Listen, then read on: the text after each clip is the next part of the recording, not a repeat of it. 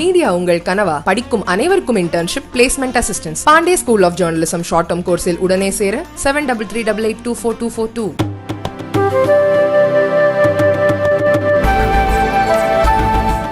धन्यवाद। आज एक महत्वपूर्ण प्रेस वार्ता में मेरे दो वरिष्ठ सहयोगी श्री पी चिदम्बरम जी और श्री अभिषेक मनु सिंघवी जी यहाँ मौजूद हैं। सबसे पहले मैं चिदम्बरम साहब को आग्रह करूंगा कि वो इंग्लिश में अपना वक्तव्य रखें।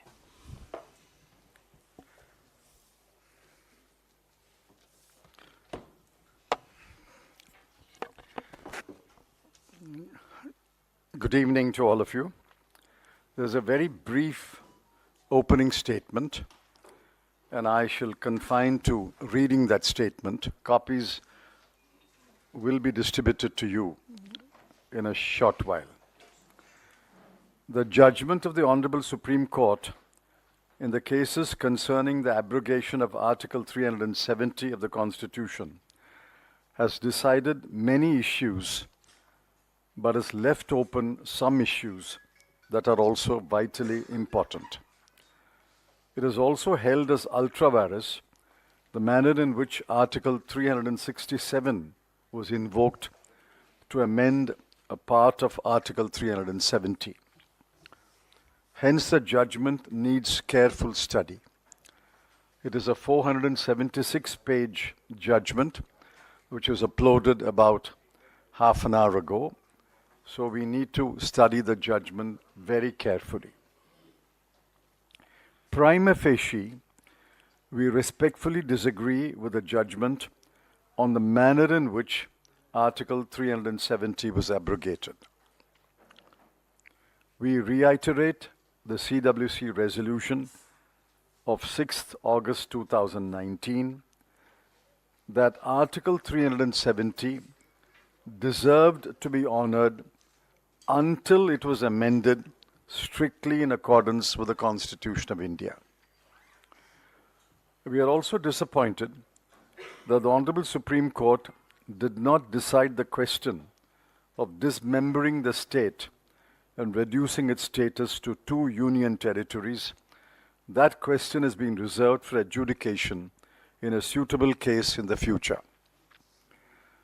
The Indian National Congress has always demanded the restoration of full statehood for what has become the Union Territory of J&K. We welcome the Supreme Court's verdict in this regard. Full statehood must be restored immediately. The aspirations of the people of Ladakh must also be fulfilled. We welcome the Honorable Supreme Court's direction to hold assembly elections. However, we believe that the elections should be held immediately, and there is no reason to wait until 30 September 2024. When elections are held, the people of Jammu and Kashmir will have an opportunity to express their views on the crucial questions that were debated in the Honorable Supreme Court, an opportunity that has been denied to them so far. Since accession, Jammu and Kashmir was and is an integral part of India. The people of Jammu and Kashmir are Indian citizens.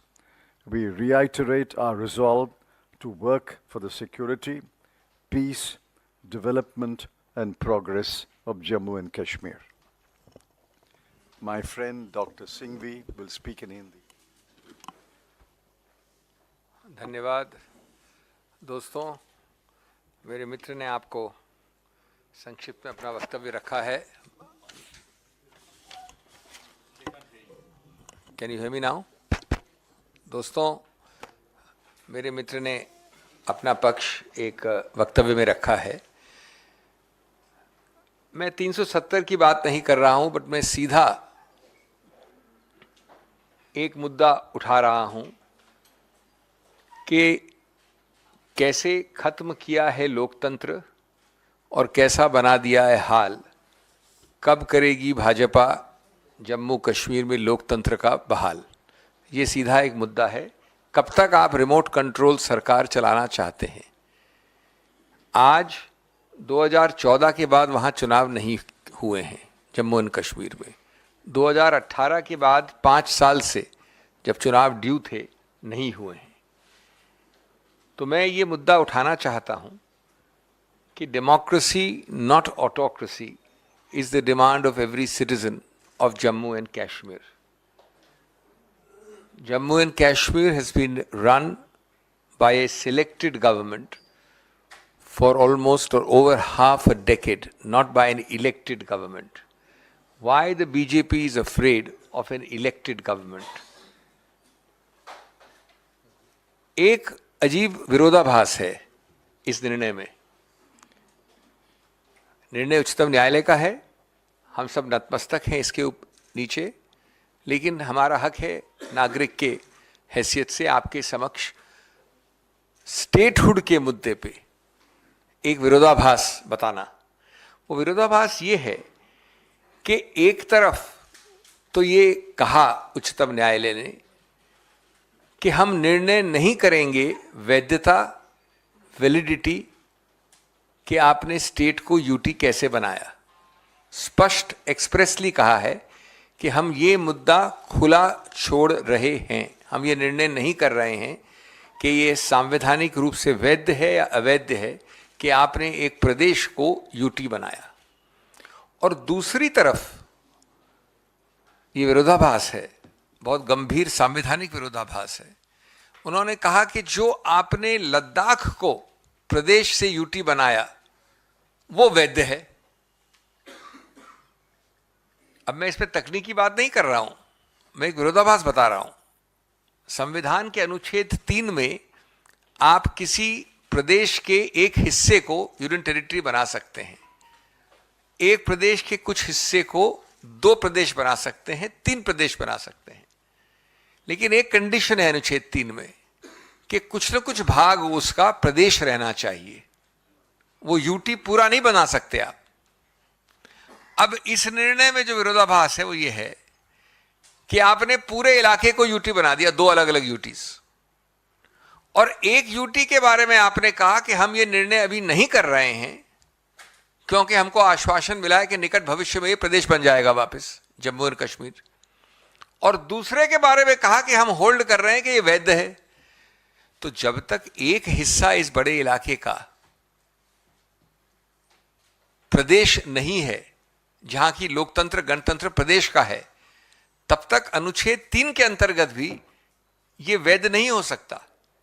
ये एक बड़ा गंभीर एक विरोधाभास कह लीजिए, संवैधानिक गलती जो दिख रही है निर्णय में। दूसरा, एक तरफ तो सरकार के आश्वासन को माना गया है और दूसरी तरफ उस आश्वासन के आधार पर सितंबर अगले वर्ष की तिथि दी गई है जिससे पहले चुनाव करने हैं। लेकिन उन चुनाव के पहले ये डिसाइड नहीं किया कि आज तो वहाँ प्रदेश है ही नहीं। जो सितंबर वाले चुनाव की हम बात कर रहे हैं वो प्रादेशिक चुनाव है, यूटी चुनाव की बात नहीं हो सकती। तो एक ऐसी तिथि दी गई है आश्वासन के आधार पे कि चुनाव होंगे स्टेट की तौर पे, प्रदेश की तौर पे। लेकिन आज इस निर्णय किया है कि हम निर्णय नहीं करेंगे। ये दूसरा विरोधाभास है। हम ये पूछते हैं सीधा कि आप इसको कब तक, इतने समय तक, आप तो उच्चतम न्यायालय की हियरिंग के दौरान भी इसको घोषित कर सकते थे, प्रदेश बना सकते थे, कब तक रिमोट कंट्रोल सरकार चलाना चाहते हैं? क्यों रिमोट कंट्रोल सरकार चलाना चाहते हैं? किस बात से आप डरते हैं?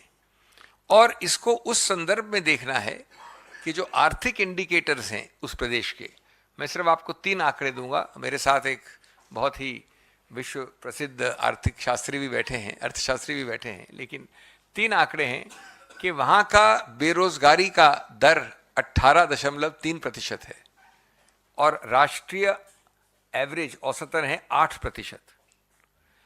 अगर आप इस 18% बेरोजगारी को और ध्यान से देखें तो अर्बन जो है, शहरों में, वहाँ पर एक छोटे अल्पायु के एज ग्रुप में 30% है, 30%, 29.8%, और महिलाओं में 51% है अर्बन एरियाज में।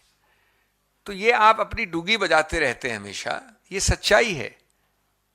और आप लोकतांत्रिक सभी इंपल्सेस को घुटा रहे हैं, वहां पर चलने नहीं दे रहे हैं। इसके अलावा और आंकड़े हैं कि वहां का जो विनिवेश है, इन्वेस्टमेंट है, वो 21-22 और 20-21 के तुलनात्मक रूप से काफी कम है। मेरे पास आंकड़े हैं, 21-22 में 376 था, 20-21 में 412 था और 17-18 में 840 करोड़ था। ये एक वर्ष का विनिवेश बता रहा हूं मैं। तो अगर आप 17-18 से लें, और मैं मान रहा हूं कि कोविड है, वहां पर ये सब हुआ है, 17-18 के विनिवेश 840 के आंकड़े के बाद 21-22 का आंकड़ा 376 है। तो आप ये कितनी डूंगी बजाते हैं, कितनी अपनी तूती बजाते हैं। सच्चाई ये है दोस्तों। एक चीज और मैं अपनी बात अंत करूंगा। बार बार आप 2019 से कह रहे हैं, आज 4-4.5 वर्ष हो गए, 5 वर्ष हो जाएंगे अगले वर्ष, 4.5 हो गए। 219 से कह रहे हैं, 2019 से, और प्रधानमंत्री मोदी ने स्पष्ट रूप से जून 2021 को कहा था कि हम प्रादेशिक स्तर करने वाले हैं। अभी 2023 की शुरुआत में जब 13 राजनीतिक पार्टियां मिली तो उन्होंने कहा कुछ ही चंद महीनों में हम करेंगे, और अगर नहीं करेंगे तो ये डिनायल होगा गणतांत्रिक लोकतांत्रिक चीजों का। उच्चतम न्यायालय ने लिखा है इस निर्णय में, आज वाले निर्णय में, I quote, direct elections to the legislative assemblies, which is one of the paramount features of representative democracy in India, cannot be put on hold until statehood is restored. उसके अलावा आपने कई बार ऐसे वक्तव्य दिए हैं, लेकिन आप इसको डिले कर रहे हैं, विलंब कर रहे हैं। इस विलंब का कोई औचित्य नहीं है और कोई सार नहीं है। मैं कम से कम अपनी बात पूरी तरह से इस राज्य और यूटी स्टेटस और विरोधाभास के बारे में कहना चाहता हूं, लेकिन जो हुआ सो हुआ।